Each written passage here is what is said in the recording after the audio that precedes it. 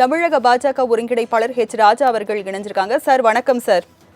Sir, ஹரியானாவை பொறுத்த வரைக்கும் பாஜக முன்னிலை பெற்று வருகிறதை பார்க்க முடிகிறது. அதே ஜம்மு காஷ்மீரை பொறுத்த வரைக்கும் காங்கிரஸ் கூட்டணி முன்னிலையில இருக்காங்க. உங்களுடைய முதல் கட்ட பார்வை என்ன சார்?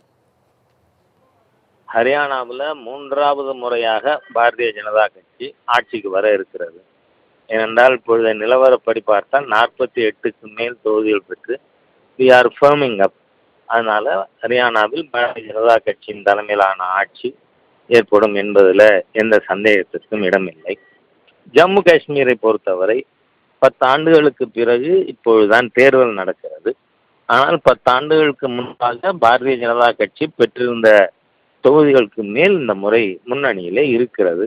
ஆகவே 2 தொகுதிகள் 2 மாநிலங்களிலும் பாரதிய ஜனதா கட்சி மக்கள் ஆதரவை தக்க வைத்திருக்கிறது அல்லது முன்னேறி வருகிறது என்று நாம் சொல்ல முடியும். சார், ஹரியானாவை பொறுத்த வரைக்கும் விவசாயிகள் போராட்டமும் சரி, அக்னிபத் திட்டமும் சரி, பாஜக இதெல்லாம் சந்திச்சிருக்கீங்க. இந்த நிலையில பல்வேறு வேலை வாய்ப்புகளை நாங்க உருவாக்கி தருவோம், அது மட்டும் இல்லாம பெண்களுக்கான நிறைய சலுகைகளை அறிவிச்சிருந்தீங்க. இது உங்களுக்கு கூடுதல் பலமா அமையுமா?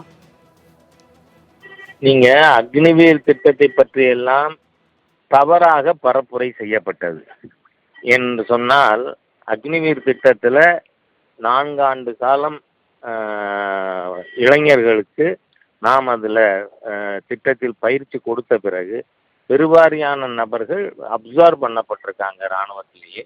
அவர்களுக்கு காம்பன்சேஷனும் எல்லா விதத்திலும் கொடுக்கப்பட்டிருக்கிறது. ஆனால் ராகுல் காந்தி போன்றவர்கள் அது பற்றி தவறாக பரப்புரை செய்தார்கள்.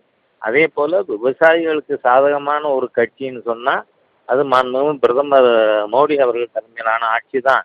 ஏனென்றால் 4 மாதங்களுக்கு ஒரு முறை 2000 ரூபாய் ஒவ்வொரு விவசாயிக்கும் அவருடைய கணக்கிலே போய் சேருகிறது, எந்த ஒரு பில்ஃபரேஜும் இல்லாமல்.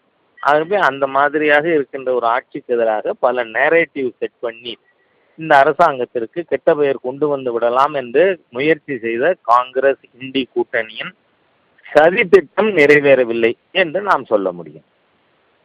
ஜம்மு காஷ்மீரை பொறுத்த வரைக்கும் துணைநிலை ஆளுநர் 5 நியமன உறுப்பினர்களை நியமிக்கலாம் அப்படின்றத சொல்லியிருக்காங்க. இந்த நிலையில ஒமர் அப்துல்லா ஒரு ட்வீட்டை போட்டிருக்காரு. அதுல அவர் பாஜக எந்த தில்லுமுள்ளும் செய்யக்கூடாது அப்படின்றத பதிவு பண்ணியிருக்காரு.